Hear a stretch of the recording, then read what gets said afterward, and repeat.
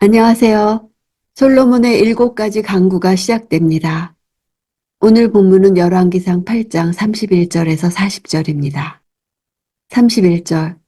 어떤 사람이 자기 이웃에게 지은 잘못 때문에 맹세를 해야 할 때 그가 이 성전 곧 주의 제단 앞에 와서 맹세하면 이제부터 솔로몬의 7가지 간구가 시작됩니다. 성경에서 7이라는 숫자는 완전성과 총체성을 상징합니다.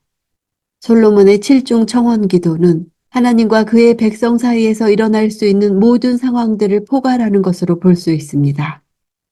7가지로 정리된 가정된 상황들은 하나님의 백성들이 경험할 수 있는 전형적인 위기들이나 어려움들을 모두 포괄하는 것으로 그 모든 상황에 대해 온전하고 진실하게 하나님이 응답하실 것을 가정하고 있습니다. 이웃에게 범죄한 사람이 있는데 증인이나 증거가 없을 경우에 그 범죄한 사람으로 하여금 하나님 앞에서 스스로 맹세하게 하는 것을 말합니다. 이는 만약 자신에게 거짓이나 과실이 있다면 하나님으로부터 어떠한 처벌이라도 기꺼이 받겠다는 의미를 내포하는 맹세이기도 합니다.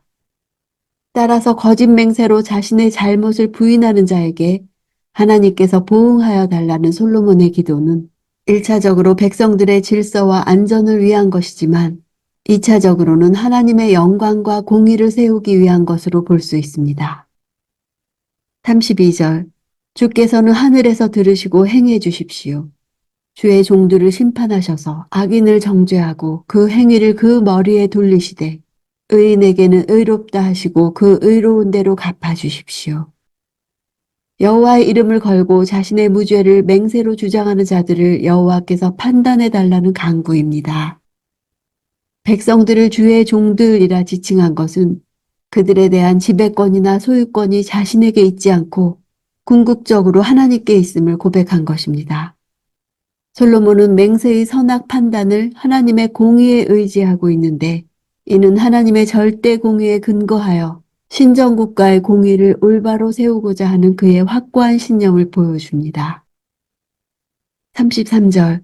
주의 백성 이스라엘이 주께 죄를 지어 적들에게 패배를 당했다가도 돌이켜 주의 이름을 부르며 이 성전에서 주께 기도하고 간구하면 선민 이스라엘에게 있어서 전쟁에서 패한다는 것은 군사적 열세나 정치적 문제에서 기인한 것이 아니라 근본적으로는 하나님과의 관계에서 기인한 것입니다. 하나님의 택함받은 백성임에도 불구하고 하나님을 떠나 범죄함으로 말미암아 내려지는 징계의 결과였던 것입니다. 전쟁에서 패배했을 경우 회복될 수 있는 구체적인 방법과 관계된 간구입니다.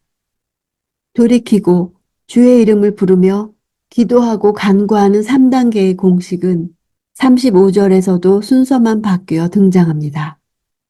이는 3단계의 공식이 서로 분리되지 않는 하나의 기도 방법임을 나타냅니다. 이 같은 기도 내용은 포로기 백성들에게 자신들의 과거를 돌아볼 수 있는 자성의 기회와 회복에 대한 희망을 가질 수 있는 기회를 동시에 제공했을 것입니다. 34절.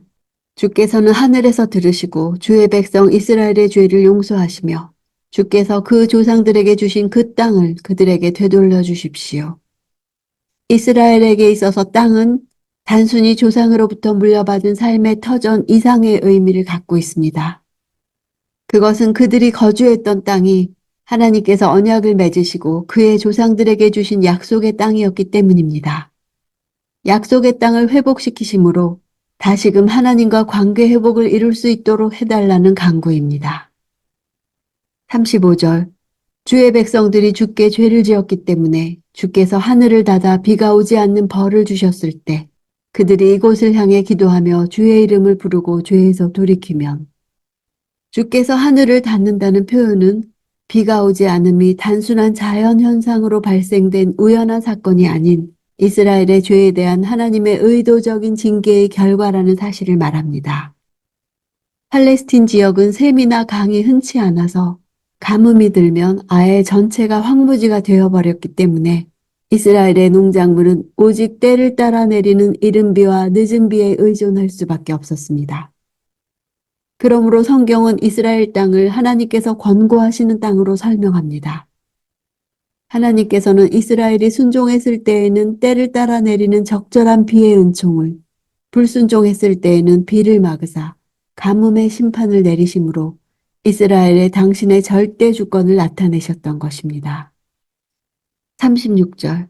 주께서는 하늘에서 들으시고 주의 종들과 주의 백성 이스라엘의 죄를 용서해 주십시오. 그들이 가야 할 선한 길을 가르쳐 주시고 주의 백성에게 유업으로 주신 그 땅에 비를 내려 주십시오. 유업이란 단어는 이스라엘 백성들이 살고 있는 가나안 땅이 그들이 수고하고 노력하여 얻은 것이 아니라 하나님으로부터 유업의 선물로 받은 약속의 땅임을 잘 보여줍니다. 땅에 대한 고유 권한이 여호와께 속해 있음이 드러나는 것입니다. 이 단어는 솔로몬이 하나님께 이스라엘 땅의 의미를 상기시키는 내용입니다.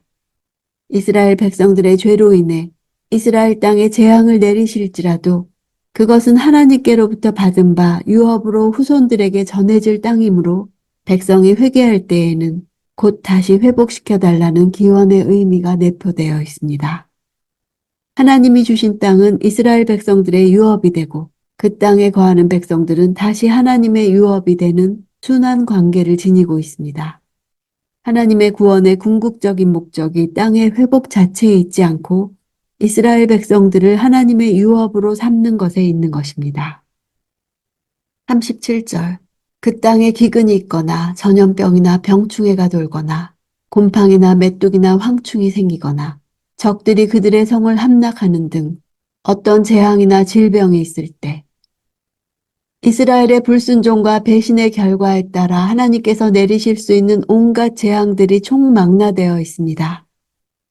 이러한 재앙들은 모두 백성들을 당신께 돌아오게 하시려는 하나님 섭리의 일환입니다. 기근과 전염병은 전쟁과 서로 밀접한 연관성을 가지고 있습니다. 우기가 짧은 팔레스틴 지역의 특성상 전쟁이 있으면 물을 제대로 저장하지 못하는 경우가 많았고 또한 전쟁으로 인하여 물이 부족하거나 오염되면 곧바로 기근과 역병이 함께 발생하는 경우가 많았기 때문입니다. 병충해나 곰팡이는 흉년의 대표적인 원인들입니다. 병충해라고 번역된 단어는 타다라는 동사에서 유래한 명사로서 식물들이 성장하지 못하거나 열매를 맺지 못하고 조기에 바싹 말라버리는 현상을 뜻합니다. 이는 팔레스틴 동남쪽 아라비아 사막에서 불어오는 시라코 열풍의 결과였습니다. 이 바람은 곡식 수확의 계절인 5월이나 10월 이전에 불며 며칠간 계속되는 경우도 있었습니다. 그 결과 마치 불이 농작물을 태우고 지나간 것과 같이 곡식이 순식간에 건조해져서 농사를 망치는 현상이 종종 일어났습니다. 곰팡이라는 단어는 푸르다라는 말에서 나와서 농작물의 잎이나 어린 열매에 곰팡이가 퍼렇게 피어 시들어 말라 죽게 되는 백분병을 가리킵니다.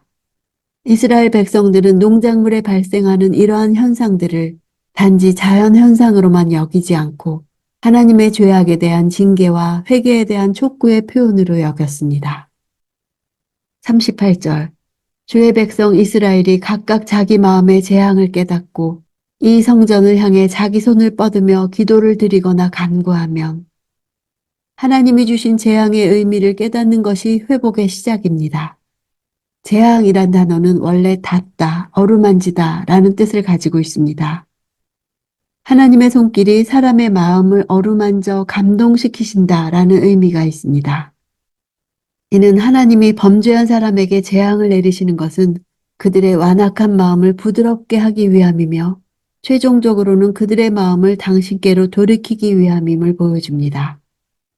다른 번역본에는 자신의 마음을 고통을 알다 라고 번역해 자신들의 죄를 돌아보며 이를 부끄럽게 여기고 슬퍼하며 통회하는 심령의 뼈저린 고통에 강조점을 두고 있습니다. 죄에 대한 개개인의 책임 있는 회개를 강조하는 것입니다. 솔로몬의 간구를 들어보면 솔로몬은 성전을 하나님께 기도하는 곳으로 생각했음을 알 수 있습니다.